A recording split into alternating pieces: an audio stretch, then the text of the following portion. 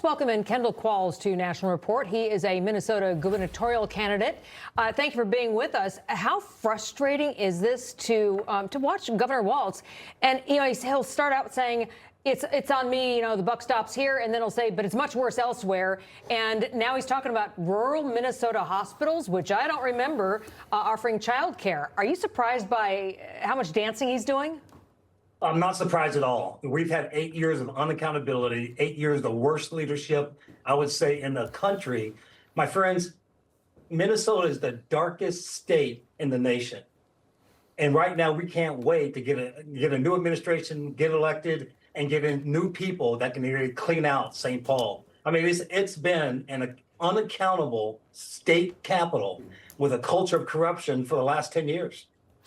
Kendall, just recently, there was a very contentious Minnesota House hearing over the fraud scandal. Democratic State Representative Dave Pinto pushed back on the allegations by discrediting people really at the heart of the investigation. Listen to this, and I want to get your reaction. I'll remind all of us that our local media looked at the Nick Shirley video and fully debunked it. That is not to say that there's not significant concerns that we need to be addressing. We absolutely need to.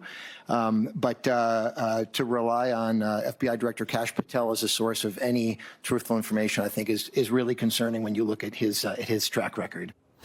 Being a journalist for 25 years, when you start attacking the media for doing its job, then you got a problem. I mean, is that really the only defense Democrats can offer, attacking Nick Shirley and also Kash Patel?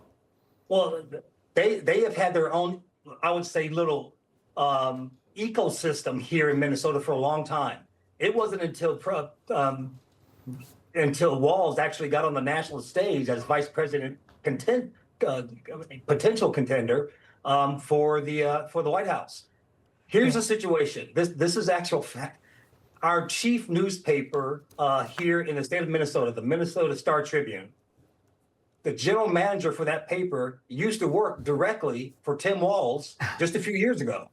So when you have a legislator referencing the local paper as their reference point of truth, we know we have a problem. And look, at the end of the day, it was a Biden administration appointee to U.S. attorney that documented the $9 billion of fraud.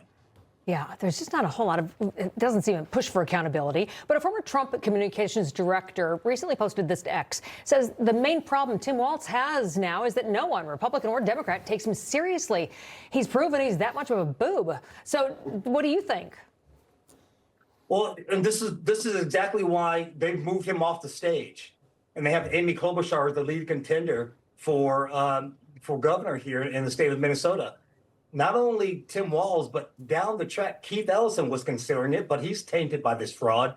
My friends, it's not just the fraud that's the problem. Literally, we've had 8 years of darkness here, from the rioting and looting to the ongoing of protest and everything else. I tell you, we're going to win, and win in a big way. We're going to bring some light to the darkness here in Minnesota and turn this around, especially when we get elected here. All right. Thank you very much, Kendall Qualls. Appreciate your time. Information. Truth is freedom. Is Newsmax. It's real news for real people.